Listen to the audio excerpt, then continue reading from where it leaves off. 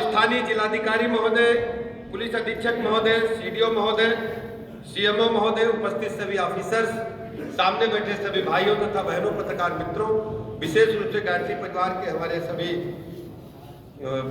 पूज्य संतगण, आप सबका मैं हृदय से बहुत बहुत अभिनंदन करता हूं, बधाइयां देता हूं। अपनी बात रखने से पहले जननायक पूज्य चंद्रशेखर जी के स्मृतियों को नमन करता हूं। दुनिया में जब कभी भारतीय राजनीति की बात चलती है, चंद्रशेखर जी के बगैर भारतीय राजनीति को पूरा नहीं किया जा सकता। और चंद्रशेखर जी बलिया एक दूसरे के पर्याय बन करके अपने जीवन काल में काम किए। बलिया का छोटा बच्चा हो, बुजुर्ग हो, बलिया की हवाएं भी उनको प्रिय लगती थी। भले ही वो दिल्ली में रह रहे हो, भले ही वो मोर्सी आश्रम में रह रहे हो, लेकिन पूरे भारतवर्ष में उन्होंने बलिया को स्थापित करने का काम किया। और बलिया कोई साधारण नगर नहीं है, बलिया कोई साधारण किला या साधारण भूमि नहीं है, एक भूमि का टुकड़ा नहीं है। बलिया में ऐसे महापुरुष अक्सर जन्म लेते थे। भारत की राजनीति अगर लिखेंगे आप, स्वतंत्रता संग्राम को लिखेंगे, क्रांति को लिखेंगे, तो मंगल पांडे जी से लेकर चित्तू पांडे जी और चंद्रशेखर जी, एक बलिया का नाम भारतीय राजनीति में एक ऐतिहासिक दृष्टि से सर्वाधिक महत्वपूर्ण। स्वर्गीय चंद्रशेखर जी चाहते थे कि बलिया में कोई बीमार हो तो उसे उच्च कोटि का इलाज मिले। उन्होंने कल्पना की होगी कितने वर्ष पहले, 1980 में कल्पना की, और अस्पताल बनकर के तैयार हुआ। और सबसे बड़ी बात है, इस अस्पताल की आधारशिला रखने वालों में श्रद्धेय जयप्रकाश जी का नाम जुड़ा हुआ है, उनकी पत्नी का नाम जुड़ा हुआ है। वो संपूर्ण क्रांति के जननायक थे। जयप्रकाश जी कोई साधारण नाम नहीं था। जब इस देश के अंदर इमरजेंसी लगी, संविधान की हत्या कर दी गई, और यही कांग्रेसी हुकूमत ने केवल अपनी सत्ता को बनाए रखने के लिए संविधान को तिजोरी में बंद करके नागरिक अधिकारों को छीन करके उन पर डकैती डालने का काम किया था। हम कहीं आ जा नहीं सकते थे, बोल नहीं सकते थे, सब कुछ प्रतिबंधित था। पत्रकार मित्र खड़े हैं, अखबारों पर ताले लगा दिए गए थे, कोई कुछ कहने, अखबार छाप नहीं सकते थे आप, जो सरकारी प्रेस नोट था वही छाप सकते थे आप। आपातकाल को भारत ने झेला, एक दंश के रूप में झेला। आज भी हम जब आपातकाल की बरसी मनाते हैं तो जयप्रकाश जी को, चंद्रशेखर जी को याद करते हैं। मुझे अच्छी तरह याद है, पटना यूनिवर्सिटी से छात्र आंदोलन शुरू हुआ था। जयप्रकाश जी ने उस आंदोलन की अगुवाई की, और आंदोलन चीफ साहब केवल शुरू इस बात को लेकर के हुआ था, पटना यूनिवर्सिटी में मेस में भोजन के दाम को केवल 15 पैसा 10 पैसा बढ़ाने का काम हुआ था। पटना यूनिवर्सिटी से शुरू हुआ आंदोलन, जयप्रकाश जी ने युवाओं को पूरे देश के पैमाने पर इकट्ठा हुआ, और दिल्ली में जब एक बड़ी रैली को संबोधित जयप्रकाश जी करने के लिए आए, तो पूरी दुनिया देख रही थी भारत के लोकतंत्र का तमाशा, कि लोकतंत्र बहाली के लिए अंगड़ाई ही नहीं लिया, कांग्रेस की जो बेदर्द हुकूमत थी उसको अपने पैर पीछे खींचने पड़े, और देश में लोकसभा चुनाव का आगाज होने का था। 1977 में जब इमरजेंसी समाप्त हुई, जनता पार्टी के नेतृत्व में सरकार बनी, मैं स्वर्गीय चंद्रशेखर जी को नमन करना चाहता हूं, उनकी स्मृतियों को याद करना चाहता हूं। चंद्रशेखर जी ने कोई पद ग्रहण नहीं किया। सामान्य हम सब राजनीति करते हैं तो मन में कहीं न कहीं विचार रह जाता है कि कोई एमएलए एमपी बन जाता, कोई मिनिस्टर बन जाता, कोई जिलाध्यक्ष बन जाता, कोई क्षेत्रीय अध्यक्ष बन जाता। लेकिन चंद्रशेखर जी ने हमेशा गांव गरीब गुरबे से जुड़कर उनकी आवाज को बुलंद करने का काम किया। साधारण एमपी बने रहे, लेकिन अपनी बलिया की आवाज को झुकने नहीं दिया।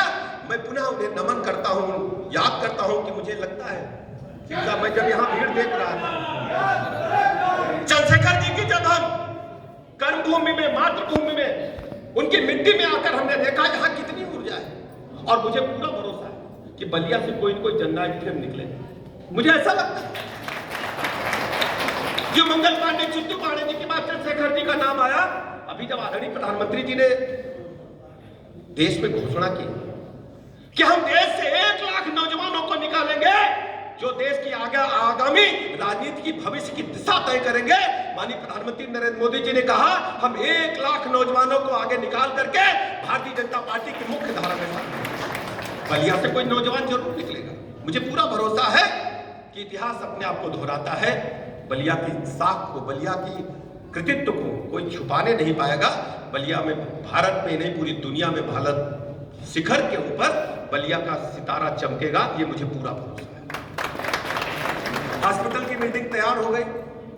मैं चीफ साहब का नमन करता हूं, आपको आभार प्रकट करता हूं कि आपने जब उत्तर प्रदेश जैसे बड़े राज्य का कार्यभार संभाला तो उनको चिंता उत्तर प्रदेश की तो थी, लेकिन चिंता थी कि बलिया के सुदूर इब्राहिम पट्टी में जो अस्पताल बनकर खड़ा वो कैसे चलेगा।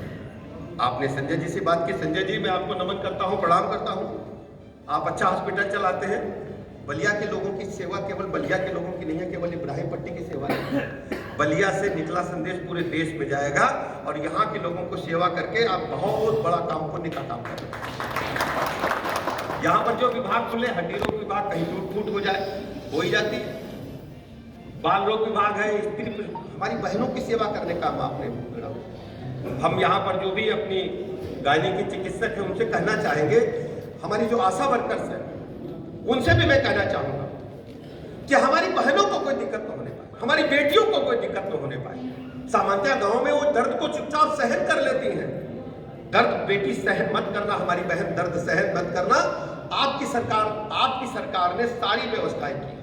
मुझे पता है कि हमारी बहनों को प्रेगनेंसी के दौरान कम से कम 3-4 बार अल्ट्रासाउंड के लिए जाना पड़ता है बच्चे की स्थिति को देखने के लिए, लेकिन अल्ट्रासाउंड की व्यवस्था आप जानते हैं। तो हमारी सरकार ने पहली बार पूरे देश में अभिनव प्रयोग किया है। किसी भी प्राइवेट मेडिकल सेंटर पर जहां अल्ट्रासाउंड है, आशा वर्कर के माध्यम से हम अपनी बहन का नंबर ट्रेस आउट करते हैं, उनको बारकोड भेजते हैं।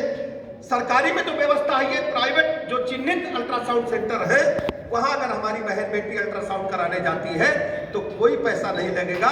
बारकोड स्कैन करते हैं, सरकार के खाते से पैसा कटेगा। हमारे बच्चों को, जो जच्चा बच्चा है उसकी स्वास्थ्य सेवाओं को बेहतर बनाने के लिए हमने जो स्वास्थ्य आरोग्य मंदिर है, जो सब सेंटर्स है, वहां पर टीकाकरण की सारी सुविधाएं उपलब्ध है। जो भी 5000 की आबादी पर आपके गांव के पास में अस्पताल छोटे छोटे बने होंगे, जिनको उप केंद्र बोलते हैं, स्वास्थ्य आरोग्य मंदिर भी बोलते हैं, हेल्थ वेलनेस सेंटर भी पहले कहते थे, वहां आप टीकाकरण की सारी सुविधाएं ले सकते हैं। जच्चा बच्चा के लिए सारी सुविधाएं वहां उपस्थित है। ये मैं आपसे निवेदन करने के लिए। न्यूरोलॉजी विभाग, अगर कहीं कोई एक्सीडेंट हो जाए, किसी के दिमाग में चोट लग जाए तो उसका भी इंतजाम डॉक्टर साहब आपने किया है। नेत्र रोग विभाग भी है, दांत रोग विभाग। मैं अपने बलिया के लोगों से कहना चाहता हूँ, देखो दांत बहुत जरूरी है। दांत के बगैर भोजन कैसे खाएं?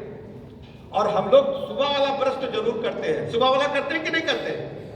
दतून भी करते हैं कि नहीं करते? बताओ ना यार, हम भाषण नहीं दे रहे हैं, करते हैं ना। और रात वाला नहीं करते। जरूरी रात वाला है। जानते क्यों रात वाला जरूरी है? सुबह वाला तो रात भर जो कुछ खाए तो है नहीं, तो रात भर तो केवल मुंह में जो लार रही वही ना रही, लेकिन दिनवा जो खैले बानी वो सड़ी, और जब सड़ी तो कीड़ा पैदा हो तो दांत खा जाए। लेकिन के दांत देखत हो टाफी कंपट खा के सूत गई तो रतिया 1 महीना बाद दांत गायब हो गए, लेकिन कीड़ा खा गए। तो रात वाला मंजन करना जरूरी तब। ये गांठ बांध लो आज कि रात का मंजन हम करके ही सोएंगे, भले ही सुबह वाला खाली पानी से करेंगे। बोलो हमारी बात सब लोग सहमत है कि नहीं? बहन बेटियां सब लोग हाथ उठाए पीछे से, सब लोग सहमत है ना? सहमत है ना? कि रात वाला ब्रश हमें जरूर करेगा। ब्रश नहीं बात तो नमक तेल घिस लिए, कुछ भी करना, दांत साफ करके सोना। बोलो सहमत? दूसरा विभाग देखिए आगे कौन सा लिखा है? वो मेडिसिन विभाग में सर दर्द, सर्दी, जुकाम, बुखार, पेट दर्द, कौन ही दवा होखे तो डॉक्टर साहब देवे तैयार बाटा ही जा। तो हम पूरी तरह से डॉक्टर साहब के इस प्रयास की सराहना करते हैं, क्योंकि हेल्थ सेंटर है तो हेल्थ की कुछ टिप्स दे देते हैं। हम लोग सामान्य अस्पताल क्यों जाते हैं? बीमार पड़े खातिर, और बीमार ना पड़े ये इंतजाम करना चाहिए। हम प्रचार करते हैं दवाई का, अस्पताल का। जो पंडित जी बताइए, बीमार ना पड़े इसका कोई जुगाड़ है या कम पड़े? देखिए पंडित जानते हैं योग व्यायाम में।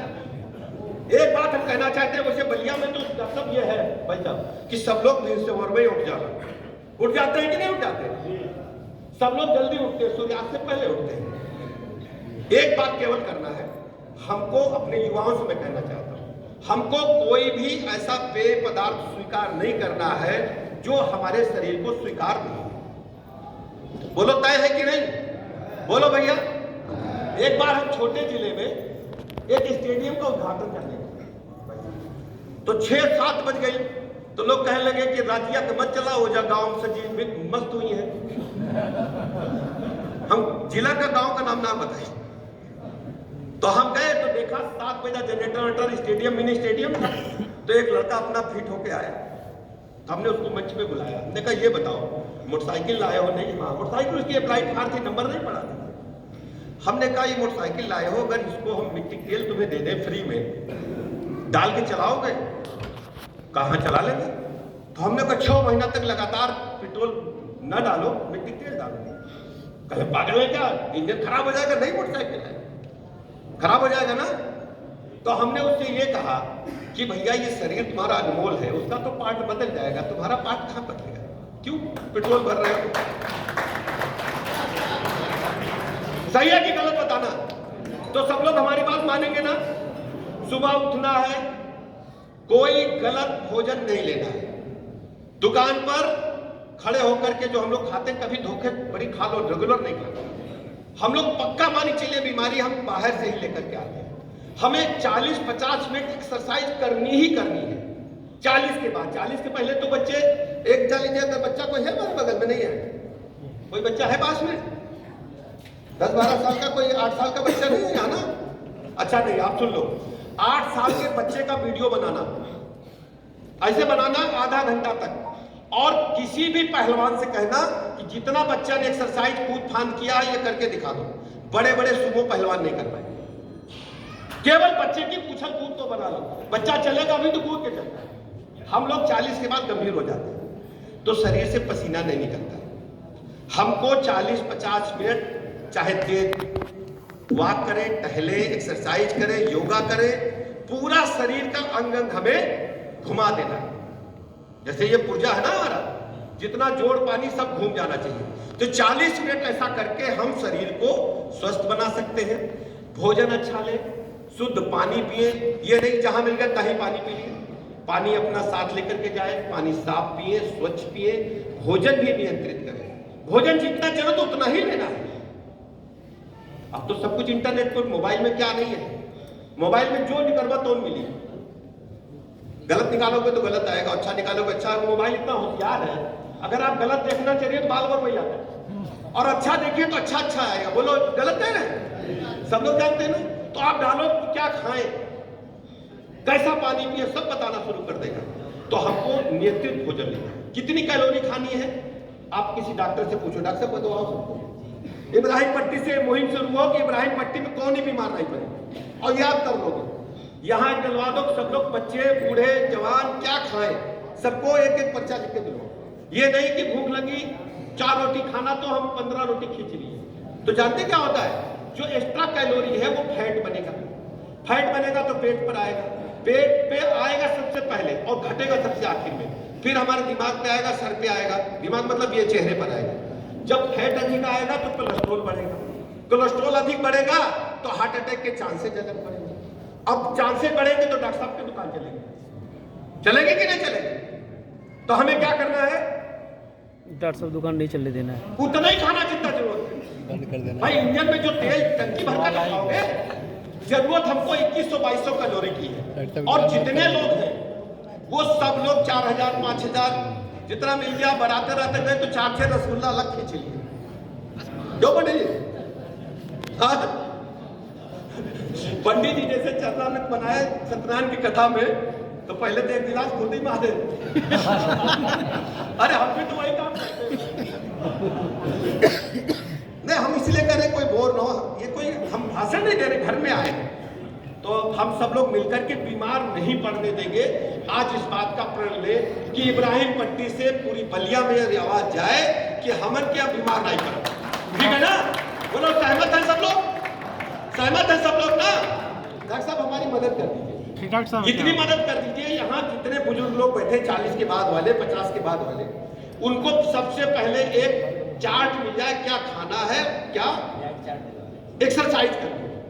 40-50 मिनट सब लोगों को कुछ नहीं तो अपने खेते जाओ, खेत से वापस आओ और तेज जाओ, साइकिल चलाओ, कुछ ना कुछ करो, एक्सरसाइज, पसीना हमें निकालना है, तो हम लोग बीमार से दूर रह पाएंगे। बाकी कुदरत ईश्वर है, जो देगा कष्ट झेलेंगे, लेकिन हम जानबूझ करके कोई कष्ट नहीं झेलेंगे।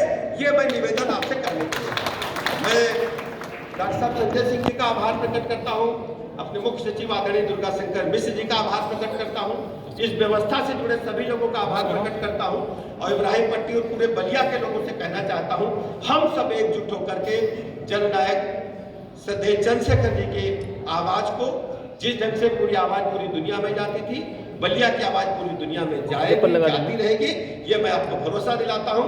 बलिया के विकास के लिए जो भी करना होगा हम सब एकजुट होकर करेंगे।